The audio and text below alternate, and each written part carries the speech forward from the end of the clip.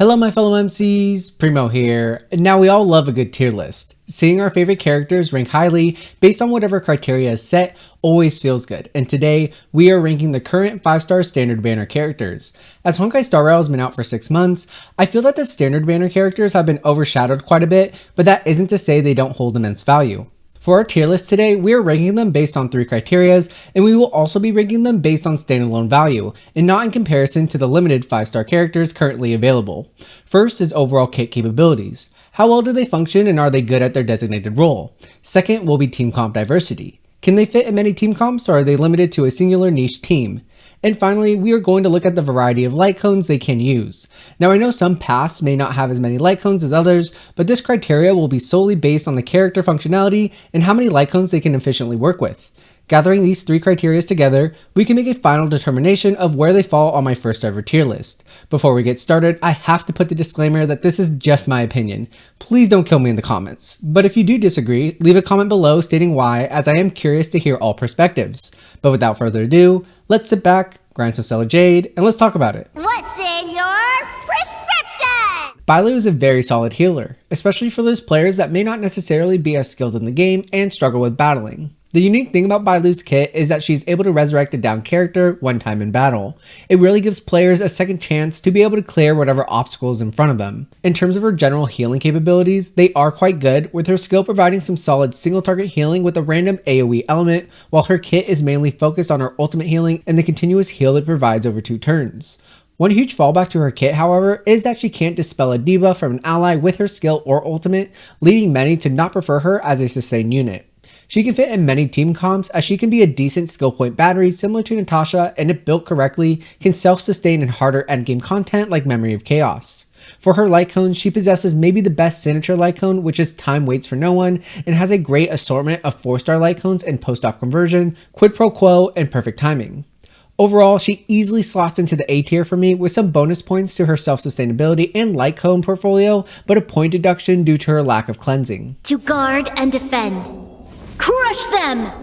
Our favorite Supreme Guardian of Belobog holds true to her title, as you can make the argument she's the best standard banner character in the game. Her support capabilities are off the charts, and she is also a very easy and flexible unit to build, as you want to stack as much crit damage as possible to be able to get the most out of her ultimate. Tie into the fact she can dispel a debuff, advance forward one character's action by 100%, and give a damage percent boost with her skill, and you could already say, hey, that's enough right there to say she is top tier. But wait, there's more, of course there is. Her basic attack gets a boost with her bonus trace, giving her basic attack 100% crit rate, and as the only damage dealing area of her kit, gives her the ability to be flexible with her substats and stack as much crit damage, speed, and attack percent as possible. Her team comps can be very diverse, and she can easily slot into any team who needs a damage buffer, as she can give boosts in general damage percent, crit rate, crit damage, and attack percent. Her light cone portfolio can't be understated either, as her signature light cone, but the battle isn't over, is a contender for best signature light cone out of the standard 5-star characters. Add on to this that she has a great F2P option in past and future, which can be easily superimposed through the Forgotten Hall shop, and a top tier 4-star gacha light cone in Dance Dance Dance, and you can argue this solidifies her in the top echelon of standard characters. She easily slots into the SS tier without a doubt, and I've been praying for the opportunity to pull for her since day 1 of the release of this game. I want to protect everyone too! Help me, Mr. Svarog! Now I think Clara was misunderstood in the beginning of the game, at least to me personally. Everybody loves showing off their Clara solo DPS runs in Simulated Universe, and ended up getting this idea that she can be a main DPS in any team. Now 6 months into this game, and as a proud C1 Clara owner myself, I do have to say that I wouldn't classify her as a main DPS at all. I would definitely put her in the sub DPS category alongside units like Welt, where they can provide great damage output when built correctly, but they provide much more than that. For Clara, her kit provides huge tankiness, being able to sustain hits from enemies while dishing out big damage with Svarog's counterattacks. With her ultimate taunting the enemy into attacking her more often, she's placed on a team to provide relief to her allies in terms of damage intake, as well as providing damage output outside of her designated turn.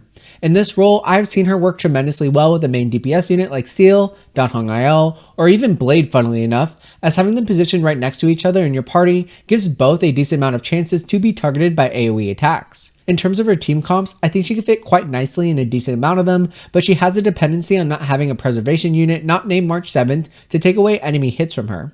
Her array of light cones are just okay, to be honest.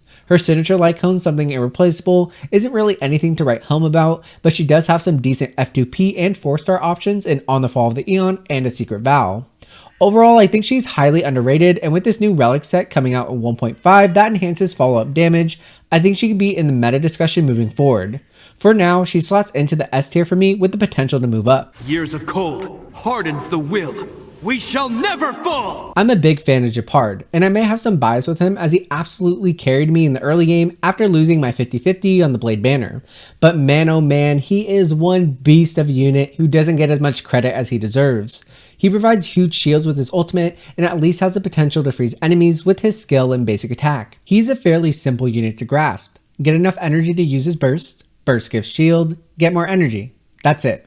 He is the Zhongli of Honkai Star Rail, and I can say is criminally underrated in terms of his solo sustainability. However, his only fallback, which has come up as the game meta has slowly changed, is how he is inefficient in handling dot from enemies. Since his shields aren't able to protect from dot damage and only brute attacks, you are on a timer to be able to wipe your enemy out if you're getting hit on top of the dot damage.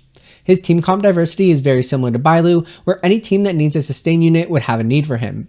His light cones are nothing to scoff at either, with pretty much every preservation light cone working well with him other than texture and memories. In terms of where to list him, I am tempted to put him in S tier, but I feel like my bias is showing with that rating. I think he naturally ends up in A tier next to Bailu, with my only reason being that he doesn't handle dot damage very well.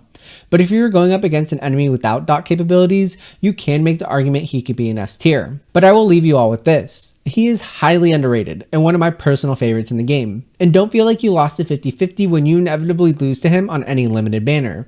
He will definitely help your account and you won't be disappointed. Humanity never conceals its desire to control the heavens, and I'm no exception. I think Himeko has a couple of different things going against her that make her a less than desirable unit. Many people will say that the main part of it is that she can be easily replaceable. It's a fair point, but today we are not taking into consideration where she ranks when compared to limited 5-star characters, so this point will be pushed to the side. I think her kit is generally fine as a damage dealer, but the thing that holds her back is her talent and the specifics of it being procced.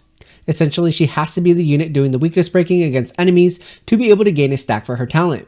Once her talent is fully charged, which is 3 stacks total, an ally, not herself, has to attack to be able to trigger the follow-up attack, and then rinse and repeat.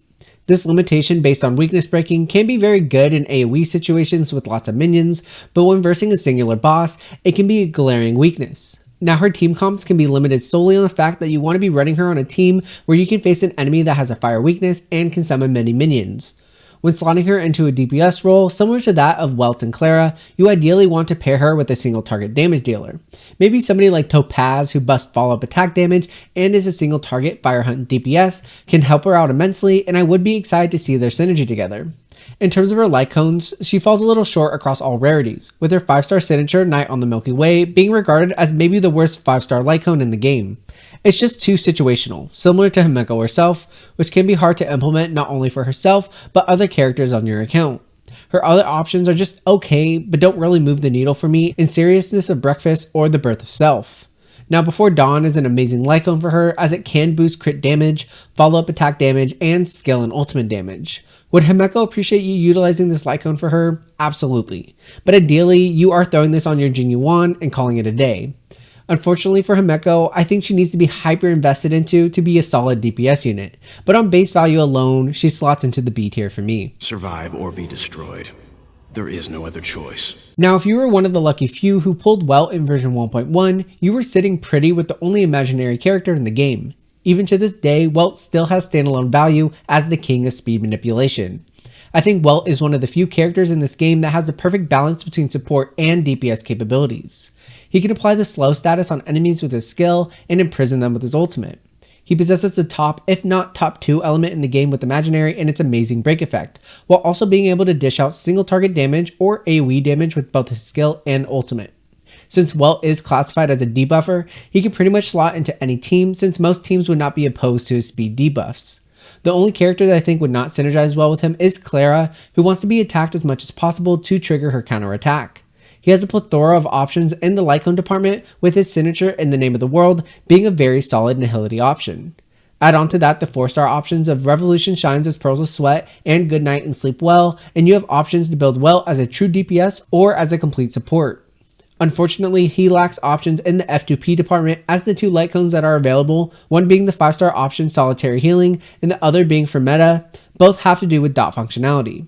Now this may be a hot take here, but I'm throwing him in the S tier solely based on his overall flexibility, element, and kit capabilities, with his only knock being his lack of F2P friendly light cones. Practice is over. Swords descend! Yanqing may be my most wanted standard character as of this current moment. I am in dire need of an ice DPS. I know, I skipped Jingly You, but sue me. And he has a very strong kit with major buffs to critical DPS stats. As strong as he is, however, he does have one major flaw, and it has to do with him losing his buffs if he were to lose HP. Because of this, it is essential to have a competent shielder that can taunt enemies into attacking them and leaving him to deal big damage. Therefore, if you were to run him in any team comp, it is essential you run him with a preservation unit like Fire MC or even better Gepard. Other than one of those two units, being in a team with Yanqing, you can plug and play any supports you would like, although he is quite skill point negative and will therefore need units that can offset that. His Lycone selection is very solid, with him possessing maybe the best F2P option in the game, with cruising in the Stellar Sea, while every other Lycone at his disposal can be useful on him. I think with a well-built shielder who can taunt enemies, he can easily slot into S tier, but if you're somebody who has Yanqing but no Gepard and can only utilize Fire MC, I think he has to fall into the A tier. Only because if he were able to lose those buffs from his kit, he would be performing on par with 4-star single target DPS units like Su Shang and Dan Heng. You know, you remind me of the main character in a cartoon or something. And with that, this is my final tier list for the 5-star standard banner characters. If you like my content, please like and subscribe. I know many of you are fuming right now, typing furiously in the comments below about why your favorite character needs to be a tier higher and how my take is completely wrong. But that's the magic of tier list. Everybody has an opinion, and my opinion isn't an end-all be-all. Let's start a conversation, leave a comment down below, I will reply, and we can just talk about your character and your experiences and why they deserve to be where they need to be. But thank you guys so much for watching, and I'll see you in the next video.